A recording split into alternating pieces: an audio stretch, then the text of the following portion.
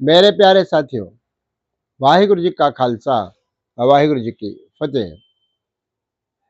धन धन साहेब श्री गुरु अर्जन देव जी महाराज की पावन वाणी श्री सुखमनी साहेब जी की लड़ीवार विचार के अंदर 13वीं अष्टपदी आरंभ हो चुकी है। उसके श्लोक की विचार हुई है। आज हम अष्टपदियों के पौड़ियों की आरंभता करेंगे।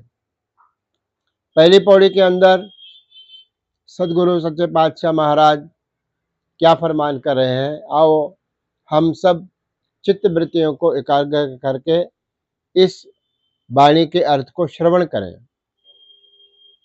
पौड़ी इस प्रकार से आरंभ है। अष्टपदी संत के दुखन आरजा घट है। अष्टपदी के अंदर पहली पौड़ी आरंभ हो रही है। इसके अंदर सदगुरु सच्चे पातशाह महाराज फरमान कर रहे हैं कि संत के दुखन, संत के ऊपर दोष लगाने वाले का या संत की निंदा करने वाले की आर्जा घटे। आर्जा का अर्थ है उम्र। सारी पंक्ति का भाव होगा, जो व्यक्ति संत के ऊपर कोई दोष लगाता है, महापुरुष के ऊपर कोई दोष लगाता है या कोई संत की निंदा करता है, उसकी जो आर्जा है, उम्र है, वो घट जाती है। संत की निंदा करने से क्या क्या होता है, यह सारी पौड़ी के अंदर गुरुदेव जी महाराज हमें समझा रहे हैं। सबसे पहले संत के दुखन आर्जा घटे, संत को दोष लगाने से, संत की निंदा करने से उम्र घटती है। फिर कहते हैं संत के दुखन जमते नहीं छुटे।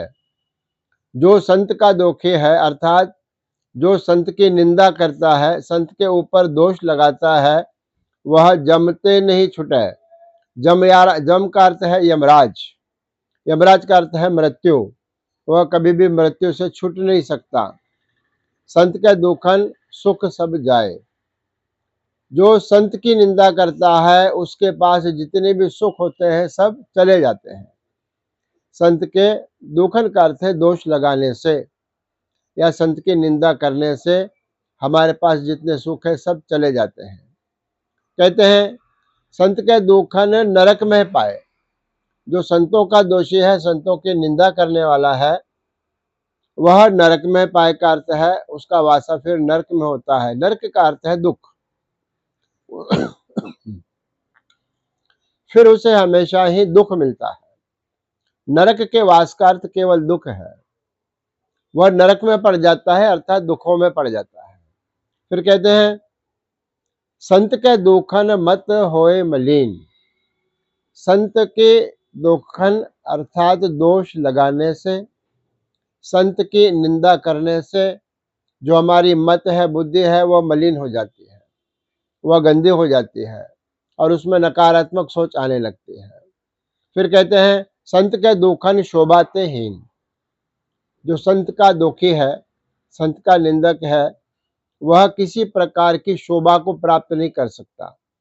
शोभाते हीन, वह अपनी शोभा को गमा लेता है। हीन का अर्थ है उसके अभाव में।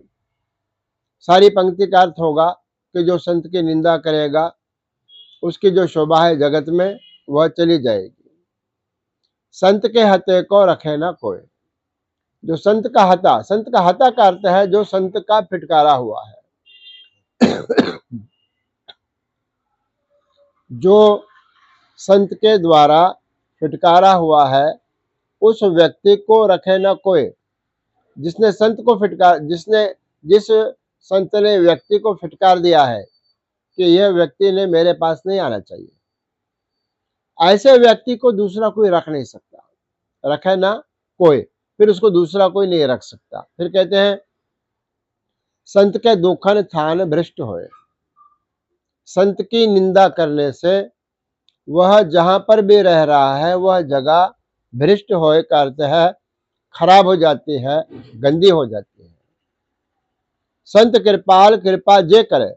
अंत में कहते हैं इसका उपाय क्या है।